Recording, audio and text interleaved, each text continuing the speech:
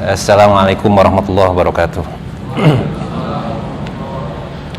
Alhamdulillah nahmaduhu wa nasta'inuhu wa nastaghfiruh wa na'udzubillahi min syururi anfusina wa sayyiati a'malina. Man yahdihillahu fala mudhillalah wa man yudhlilhu fala hadiyalah. Asyhadu an la ilaha illallah wahdahu la syarikalah wa asyhadu anna Muhammadan abduhu wa rasuluhu la nabiyya ba'dah. Akhunal kiram, para asatid, duat, juga rekan-rekan seperjuangan yang saya muliakan dan insyaallah dimuliakan oleh Allah Subhanahu wa taala. Sebuah kenikmatan dan kegembiraan tersendiri bagi saya bisa hadir di masjid ini bersama para pejuang insyaallah. Ini kali pertama kembali saya diminta untuk mengisi kajian. Mudah-mudahan juga ini bukan saya gitu ya, tapi juga saya belajar insyaallah.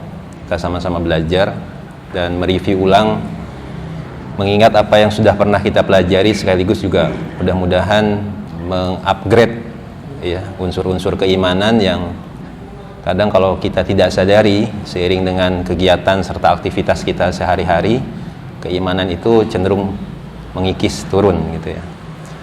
Nah, untuk itulah jangan pernah sepelekan majlis ilmu, thalabul ilm.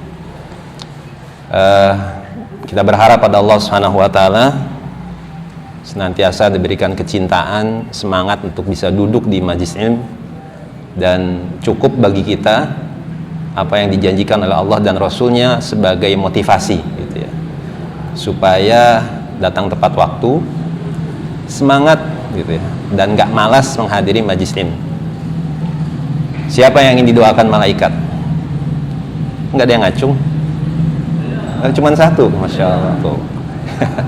Saya yakin semuanya ingin didoakan sama malaikat gitu ya. Jangan cuma didoain sama ustadz aja gitu ya, tapi luar biasa para malaikat itu mendoakan orang-orang yang thalabul ilm. Jadi jangan banyak fadilah teman-teman sekalian, banyak keutamaan yang seharusnya kita semangat dan mencoba untuk meraih itu semua. Ikhwatu fillah rahimanallahu wa iyyakum.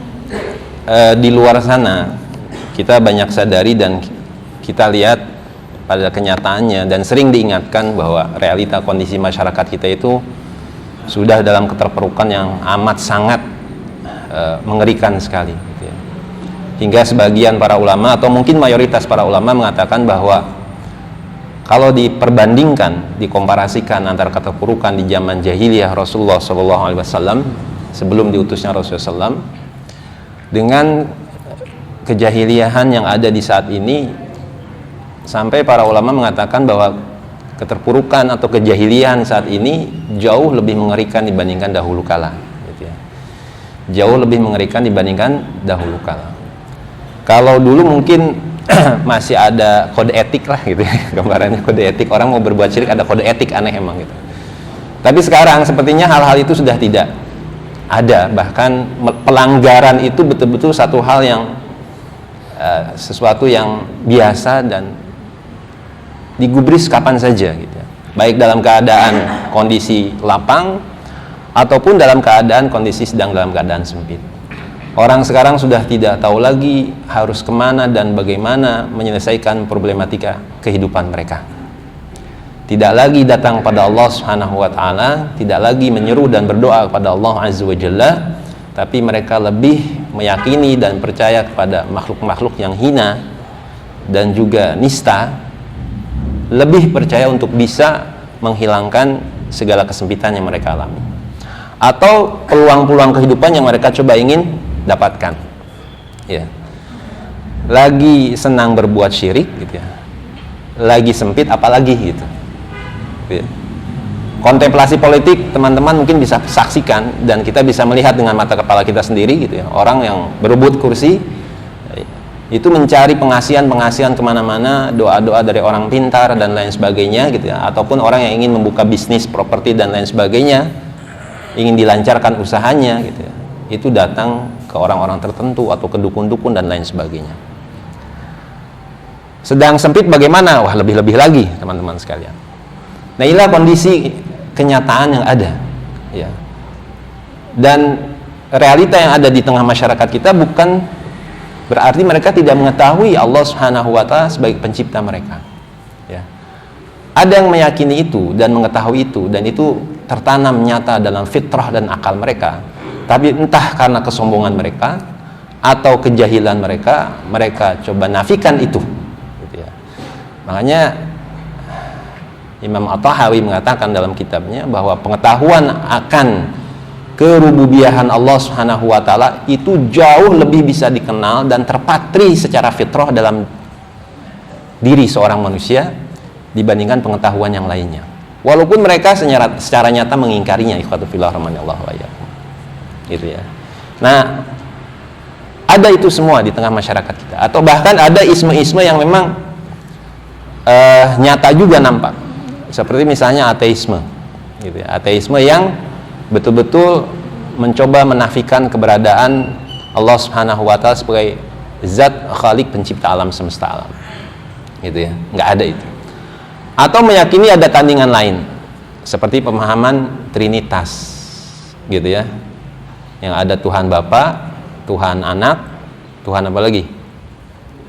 Ya, pokoknya etalah gitunya. Ada 3 berserikat, gitu ya. Artinya menandingi, menyaingi ada pencipta lain selain Allah Subhanahu. Atau memang ada pencipta lain, Allahnya nggak ada, gitu. Seperti orang-orang Majusi yang meyakini adanya Tuhan kegelapan dan Tuhan cahaya.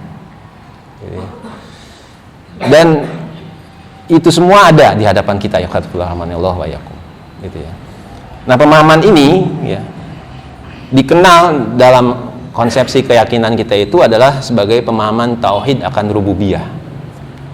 Ya, tauhid akan rububiyah, bahwa ketauhidan terhadap rububiyah Allah Subhanahu wa taala itu menjadi satu hal yang sakral dan fundamental yang melandasi akan tauhid yang lainnya, baik itu tauhid uluhiyah ataupun tauhid asma wa sifat. Di dalam bahasa Al-Qur'an gitu ya, sering sekali kita menemukan bagaimana Allah Subhanahu wa taala disebutnya teori aksioma gitu ya, sebuah keharusan badahiyah. Sesuatu yang harus disembah itu pasti diikat dengan kemampuan kekuasaan akan penciptaan terhadap alam semesta, yaitu Allah Rabbul Alamin.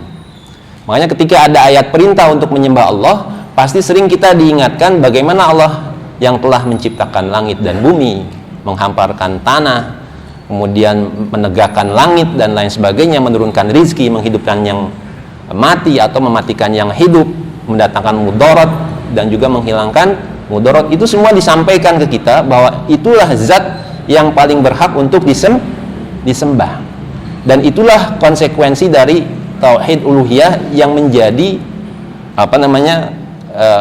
dasar tauhid rububiyah. Gitu. Ikhwatu fillah rahimanallahu wa iyyakum, dari banyak penafsiran para ulama tentang tauhid rububiyah, saya pikir sih teman-teman insyaallah ini sebenarnya sudah paham gitu ya, apa itu tauhid rububiyah, baik secara bahasa ataupun istilah. Kita tahu bahwa tauhid rububiyah adalah iqrar al-jazim ya, keyakinan yang kuat bi annallaha ta'ala rabb kulli syai'in, bahwa Allah Subhanahu wa taala itu rabb segala sesuatu. Apa makna rabb? Ya, semua para ulama tafsir selalu mengembalikan makna rabb itu tidak terlepas dari 3 keadaan. Ya, dia sebagai pencipta, dia sebagai pemelihara, dan dia sebagai yang menguasai alam semesta. Itulah Rabb, gitu ya, yang menciptakan, yang menguasai dan mengatur semua alam semesta. Dan kalimat Rabb kalau dimutlakkan disebutkan satu, pasti mengacu kepada Allah Subhanahu wa taala, bukan kepada yang lainnya. Kalau dikatakan ya Rabb, itu pasti ya Allah. Kecuali kalau disandarkan dengan kalimat yang lain, Rabbud Dar, Rabbul Ka'bah dan lain sebagainya. Nah, ikhwatu fillah rahimanallahu wa iyyakum, secara gramatikal ini menjadi penting sekali lagi, karena implementasi dan artinya akan menjadi beda. Bahkan di dalam Al-Qur'an surat Al-Isra hampir kurang lebih 28 lebih lah disebutkan kata Rabb. Gitu ya, disebutkan kata Ar-Rabb, yang mengembalikan makna Rabb itu kembali kepada akan fungsi dan makna tauhid rububiyah. Rabb dalam arti Allah, Rob dalam arti menguasai, Rob dalam arti menciptakan, bahkan Rob dalam arti memelihara seluruh alam semesta. Itulah tauhid rububiyah. Nah, ikhwatu fillah rahimanallahu wa iyyakum, sering kita diingatkan oleh Allah Subhanahu wa taala, ya, bahkan di dalam teman-teman pernah belajar kitab usul salasah gitu ya. Apa sih hal pertama yang harus dipelajari? Ma'rifatu apa? Iya, ma'rifatullah. Mengenal Allah, mengenal Rabb. Dengan cara apa? Paling nggak ada 4 tahapan, kita ambil salah satunya apa? Dengan cara-cara akliyah, atau pendekatan logis, atau pendekatan tadabbur, membaca ayat-ayat kauniyah. Gitu ya, membaca ayat-ayat kauniyah. Nah, pendekatan ini juga ternyata disampaikan oleh Allah Subhanahu wa taala dalam Al-Qur'an. Afala yanzuruna ilal ibili kaifa khuliqat. Kenapa? Apakah kalian tidak melihat bagaimana unta diciptakan? Ya, kalau kita nggak unta lah, hayam kayak misalnya gitu. Yang punya burung-burung misalnya gitu ya. Tapi itu adalah sarana bagi kita untuk bisa mentadaburi dan mengenal Allah Subhanahu wa taala gitu ya, bahwa segala sesuatu yang ada itu diciptakan, ada yang menciptakan. Maka dalam hal ini segala teori sekularitas dan liberalisme itu jatuh, nggak ada. Kita sering mengenal ada teori Big Bang katanya. Teori apa itu? Big Bang, ledakan. Ya, segala sesuatu dimulai dari unsur, ledakan, molekul dan lain sebagainya. Itu alam semesta diciptakan seperti itu. Ya. Si Hawkins yang orangnya sudah meninggal sampai sekarang. Lalu ada teori wormhole misalnya, lubang cacing di alam jagat semesta. Nggak ada teori-teori itu. Tapi kita sering sekali dicekoki pikiran kita dengan teori itu, sehingga melupakan bahwa yang menciptakan semua ini adalah Allah Subhanahu wa ta'ala. Dan itu ada di hadapan kita kalau kita mau berkontemplasi, merenungkan segala penciptaan Allah Subhanahu wa ta'ala. Nah, Allah Azza wa Jalla sering gitu ya, sering sekali mengenalkan itu di dalam Al-Quran. Bahkan dikatakan wa fi anfusikum afala tubsirun. Dalam diri kalian pun apakah kalian nggak melihat? Itu ada tanda-tanda penciptaan Allah Subhanahu wa ta'ala. Ya.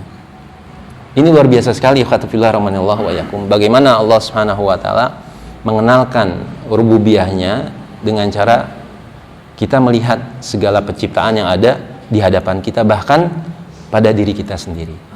Nah, ketika kita menyadari inilah gitu ya, kita akan semakin tahu kepada siapa kita berdoa, kepada siapa kita meminta, pada siapa kita bersyukur, kepada siapa kita memohon. Dan hal-hal seperti inilah yang ditanamkan oleh Rasulullah SAW bahkan pada seorang mukmin sejak dini, saat usianya masih kecil. Ya gulam, fa idza sta'anta fasta'in billah wa idza sa'alta fas'alillah. Kalau minta pertolongan, minta sama Allah. Kalau mau memohon, mohon sama Allah. Bahkan kita diajarkan oleh Rasulullah untuk meminta tali sendal saja, mintanya sama siapa? Allah Subhanahu wa ta'ala. Kok Ustaz tali sendal minta sama Allah? Iya, karena kita tahu dan meyakini akan rububiyah Allah Azza wa Jalla, Allah yang telah menetapkan dan membagi rezeki kita, yang tak akan pernah tertukar, yang tak akan pernah berkurang ataupun berlebih, walaupun kita segenap kekuatan tenaga kita berusaha memenuhi rezeki kita. Allah yang mengatur itu semua. Pemahaman yang dalam terhadap makna rububiyah, ikhwatu fillah rahimanallahu wa iyyakum, akan menguatkan sisi roja kita, harapan kita, menguatkan tawakal kita, menguatkan akan khasyah dan ketakwaan kita pada siapa? Allah Rabbul Alamin. Sekaligus menjadikan hidup kita tenang, gak pernah takut dengan segala apa yang dihadapi dalam setiap episode hidup kita. Kita punya Allah gitu ya, yang gak akan pernah melupakan dan menyia-nyiakan kita. Allah yang memelihara, bayangkan, Rabb, zat yang mengatur dan memelihara serta memenuhi kebutuhan kita, tidak pernah melupakan kita. Bayangkan, pernah nggak terbesit di benak kita kalau seandainya kita ditinggalkan atau dilupakan Allah? Ngeri, ikhwatu fillah rahimanallahu wa iyyakum. Dan jangan pernah kita ingin ditinggal oleh Allah Subhanahu wa taala. Bahkan kita dituntut untuk berdoa setiap pagi, jangan sampai Engkau tinggalkan aku ya Allah walaupun sekejap mata. Walaupun sekejap mata, enggak boleh. Habis diri kita kalau seandainya kita ditinggalkan oleh Allah Subhanahu wa taala. Allah Maha baik, kata fillah rahmanallahu wa iyyakum. Maka kebaikan-kebaikan Allah itulah yang menuntut kita agar kita memuji Allah. Coba perhatikan. Alhamdulillahi Rabbil Alamin. Segala puji bagi Allah. Rabb itu rububiyah. Rabb semesta alam. Sedangkan alhamdu tasbih adalah ibadah. Jadi ibadah berhaknya untuk siapa? Allah. Kalau antum meyakini Allah yang memberikan rizki, Allah yang memberikan kehidupan, yang mendatangkan manfaat, lantas kenapa meminta, berharap, bahkan takut pada selain Allah Subhanahu wa taala? Ini pelanggaran gitu. Ini kesyirikan besar. Wali'azbillah. Dan masalah ini sekarang sudah banyak masuk menjadi problematika sosial masyarakat kita. Orang banyak sekarang sudah tidak tahu lagi kemana akan meminta kebutuhan hajat mereka. Penting ikhwatullah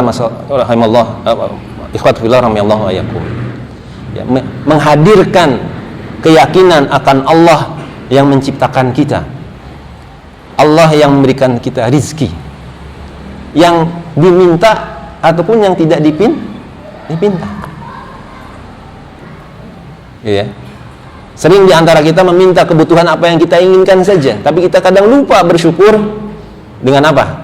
Nikmat yang mungkin disediakan oleh Allah Subhanahu wa taala sebagai penunjang fasilitas hidup kita. Luar biasa sekali, qatfillah rahmanallahu wa iyyakum. Maka untuk itu biasakan, tanamkan, hadirkan dalam diri kita untuk mentadaburi akan rububiyah Allah Subhanahu wa taala, entah itu dengan ayat-ayat sam'iyah, dengan membaca Al-Quran, atau dengan ayat-ayat kauniyah. Anda berkontemplasi, merenungkan akan penciptaan Allah Subhanahu wa taala. Kalau sekali saja antum sudah berpaling dari Allah Subhanahu wa taala, tak akan pernah hidup kita tenang, tak akan pernah hidup kita nyaman, kita tidak akan pernah merasakan nikmatnya kelapangan dada. Antum perhatikan bagaimana laut yang luas, gitu ya. Dan itu ada dalam genggaman siapa? Rabbul Alamin, Zat Allah Azza wa Jalla, penguasa alam semesta. Jadi pemahaman akan makna rububiyah itu akan mendekatkan dan menaikkan rasa keimanan kita akan qanaah, tawakal, gitu ya. Kemudian kita juga akan merasa butuh pada Allah Subhanahu wa taala, dan lebih dari itu kita nggak akan pernah takut. Ya, tak akan pernah takut dan tak akan pernah merasa pesimis. Ini bahaya nih masalahnya. Kita punya Allah. Allah nggak akan pernah meninggalkan kita. Wa fi kulli syai'in huwa fi sya'an. Setiap hari sibuk mengatur siapa? Makhluknya, mematikan, menghidupkan, memberikan rizki dan lain sebagainya. Nah, untuk itulah ikhwatu fillah rahimanallahu wa iyyakum, ketika kita paham rububiyah itu akan pasti bersinggungan dengan tauhid yang lainnya, yaitu uluhiyah dan juga asma wa sifat. Pasti begitu. Gitu ya. Pembagian itu hanya pada sisi fungsi saja. Gitu, dan jenisnya. Tapi ketika disebutkan satu, itu satu dengan yang lainnya saling menguatkan dan masuk. Ya. Maka Syekh Tamimi mengatakan kalau seandainya ada di antara orang melakukan salah satu bentuk kesyirikan di salah satu bagian tauhid saja, maka sebetulnya orang itu sudah berbuat syirik di seluruh apa? Di seluruh tauhid. Gitu ya, di seluruh tauhid. Ya. Orang syirik dalam rububiyah, pasti dia akan syirik dalam masalah uluhiyah. Juga begitunya dia sekaligus akan syirik dalam urusan apa? Asma wa sifat. Itu begitu. Gitu ya. Kalau dibayangkan seperti apa ya, diagram Venn lah gitu ya, kalau dalam matematik gitu. Gitu ya. Satu dengan yang lainnya saling masuk. Nah, ikhwatu fillah rahimanallahu wa iyyakum, banyak sekali Allah Subhanahu wa taala menyebutkan di dalam Al-Qur'an gitu ya, Bagaimana ketika Allah menyinggung tauhid rububiyah, maka dimasukkan juga ada tauhid uluhiyah, juga dimasukkan di dalamnya ada tauhid asma wa sifat. Ya, salah satu contoh sajalah orang misalnya dia merasa hidupnya sempit, gitu ya. Dia ingin usahanya lancar, diberikan kelapangan rizki. Itu hak apa di sisi Allah? Hak rububiyah, betul nggak? Ya, melapangkan kehidupan, menghilangkan kesempitan, memberikan rizki, meluaskan rizki, itu hak Allah Subhanahu wa ta'ala dalam rububiyah. Tapi dia memintanya, gitu ya, kepada yang lain. Contohlah misalnya ke makam-makam keramat, gitu ya, ke orang-orang sakti, atau tempat-tempat khurafat yang diyakini bisa mendatangkan apa yang dia inginkan tadi. Ketika sampai di situ, apa yang dia lakukan? Dia pasti berdoa. Sedangkan doa itu adalah bagian dari uluhiyah. Betul kan? Ketika berdoa, nggak mungkin dia tidak memiliki keyakinan bahwa siapapun itu yang ada di tempat itu, yang dianggap keramat, itu tidak mendengar. Dia meyakini dia mendengarkan doa saya, dia pasti akan mengijabah doa saya. Mendengar itu adalah bagian dari asma wa sifat. Jadi tiga-tiganya kena itu, ikhwatu fillah rahimanallahu wa iyyakum. Rububiyah dia sudah berbuat syirik, uluhiyahnya juga dia sudah berbuat syirik gitu. Di dalam asma wa sifat pun dia meyakini bahwa entah itu benda, kemudian kuburan, atau pohon keramat, apapun itu mendengarkan doa yang dia panjatkan. Itu seperti itu. Itu gambarannya seperti itu, teman-teman sekalian. Jadi betul kata ulama kalau mengatakan seseorang yang berlaku syirik dalam satu bagian tauhid, maka sudah dipastikan dia akan melakukan syirik pada bagian tauhid yang lainnya. Hati-hati. Ya. Kita kan kadang kurang sadar, gitu ya. Ya, terutama kalau sedang disempitkan hidup kita. Mungkin kalau diberikan kelapangan, orang suka lupa kalau itu pun bagian ujian. Tapi kalau sudah disempitkan, baru sadar ini adalah bagian dari ujian. Ya. Kalau orang memiliki iman yang kuat, mungkin saat disempitkan, dia akan cepat kembali pada siapa? Allah Subhanahu wa ta'ala. Tapi kalau orang yang imannya tipis, ringan, atau rendah, dia akan mencaci maki itu. Gitu ya, akan mencaci maki dengan segala peristiwa yang dia hadapi.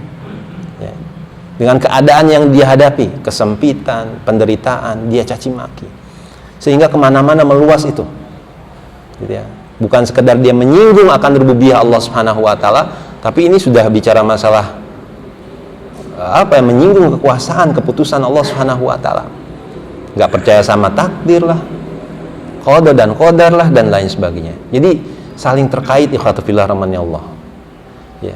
Untuk itu kita tidak bisa menganggap ini bagian sesuatu yang sepele. Allah Subhanahu wa ta'ala begitu banyak memberikan sarana dan fasilitas di hadapan wajah dan muka kita, serta mata kita, pandangan kita. Itu tidak lain adalah untuk mengingatkan kita akan kebesaran siapa? Allah Subhanahu wa ta'ala. Ada zat yang telah menciptakan kita. Ada zat yang telah mengatur alam semesta ini. Ada zat yang menghidupkan kita, yang memberikan kita rizki dan keluasan serta yang lain sebagainya. Maka seharusnya kita meminta, memohon, berharap, takut hanya kepada siapa? Allah Subhanahu wa ta'ala, bukan kepada yang lainnya. Bahkan dalam urusan dunia yang terkecil pun jangan sampai kita melupakan siapa? Allah Subhanahu wa ta'ala. Sampai urusan tali sendal saja dianjurkan mintanya sama siapa? Minta sama Allah. Untuk apa sih? Membiasakan kita ta'aluk, bergantung sama siapa? Allah. Kita yang lingkungan kita kurang mentarbiyah itu, gitu ya. Kita juga jarang sekali mendidik anak-anak kita. Ya, kalau sedang main atau sedang diskusi, jarang sekali mengenalkan Allah kepada anak-anak kita. Main-main saja seperti itu. Berapa kali kita mengatakan sama anak kita, "Nak, itu lihat gunung tuh. Siapa coba yang menciptakan gunung? Indah kan? Kalau lagi malam, nak, siapa itu yang menciptakan bulan? Siapa yang menciptakan langit? Siapa yang menciptakan bintang? Siapa yang menurunkan hujan? Siapa yang memberikan rizki? Nak, kenapa kalau hujan turun itu nggak sekalian deras? Kok turunnya pelan-pelan ya, gerimis dulu? Ada apa ini, nak? Allah itu latif, maha lembut, nak. Coba kalau diturunkan serempak brek di satu tempat, banjir, habis. Sedangkan kita diminta untuk memohon hujan yang bermanfaat. Allah itu baik sama kita, nak. Sering nggak kita diskusi seperti itu sama putra-putri kita? Jarang sekali. Padahal itulah asas yang paling mendasar untuk menumbuhkan cinta anak-anak kita, keluarga kita, bahkan kita sendiri lebih mengenal pada siapa? Zat yang menciptakan kita. Kita sering melupakan Allah Subhanahu wa taala mungkin karena kita tadi melupakan unsur-unsur rububiyahnya. Itu. Jadi ini teman-teman sekalian, ya, apa yang ingin disampaikan pada pertemuan pagi hari ini terkait tentang tauhid rububiyah. Ya, yang dulu ya, orang-orang jahiliyah di zaman dulu mengenal sekali siapa ya Rob mereka. Wala in sa'altahum man khalaqas samawati wal ard la yaquluna Allah. Kalau ditanyakan siapa yang menciptakan langit dan bumi, mereka akan menjawab Allah. Gitu ya. Tahu rububiyahnya tetapi tidak memahami akan makna serta kandungan dari kata Rob itu sendiri. Gitu ya. Maka kita di sini sudah tahu itu. Allah yang menciptakan kita, Allah yang mengatur kita, dan Allah yang menguasai seluruh alam semesta. Maka Allah lah yang paling berhak untuk diibadahi. Minta sama Allah. Gitu ya. Minta sama Allah, mohon sama Allah. Nggak ada sedikit pun istilah tidak diterima oleh Allah Subhanahu wa taala. Minta hidayah, Allah akan beri hidayah. Minta baju, Allah akan beri baju. Bahkan kita telanjang, Allah akan beri baju kita. Gitu ya. Minta makan, Allah akan beri makan. Bahkan Allah memberi sesuatu yang kadang kita nggak tahu dari jalan yang kita tidak perkirakan. Itulah baiknya Allah Subhanahu wa taala. Jadi tidak ada kata pesimis, bahkan na'udzubillah suuzon pada siapa? Allahu Rabbul Alamin. Tidak ada. Terlebih kita di sini luar biasa, ya. Para dai-dai, para pejuang yang satu pun gak akan pernah rugi dalam langkahnya. Gak ada kata gagal, gak ada kata menyesal, dan gak ada kata istilah gugur dalam medan dakwah. Gak, semuanya tercatat dan semua ada reward dari Allah Subhanahu wa taala sebatas kadar keyakinan dan usaha kita di jalan ini. Yakini itu. Gitu ya, insya Allah. Ini yang bisa saya sampaikan pada pertemuan pagi hari ini. Luar biasa sekali. Saya terima kasih pada panitia Ustadz Farid yang telah mengundang saya. Insya Allah mudah-mudahan ini jadi amal soleh kita semuanya, dan semangat teman-teman sekalian saling menguatkan antar kita, saling mengokohkan, karena karakteristik jalan ini bukan jalan yang ringan ya. Kita akan diuji dengan kekurangan rizki, dengan habisnya waktu, lelahnya tenaga, tapi yakini pada Allah yang memberikan segalanya. Gitu ya. Allah yang akan melapangkan segalanya untuk kita. Assalamualaikum warahmatullahi wabarakatuh.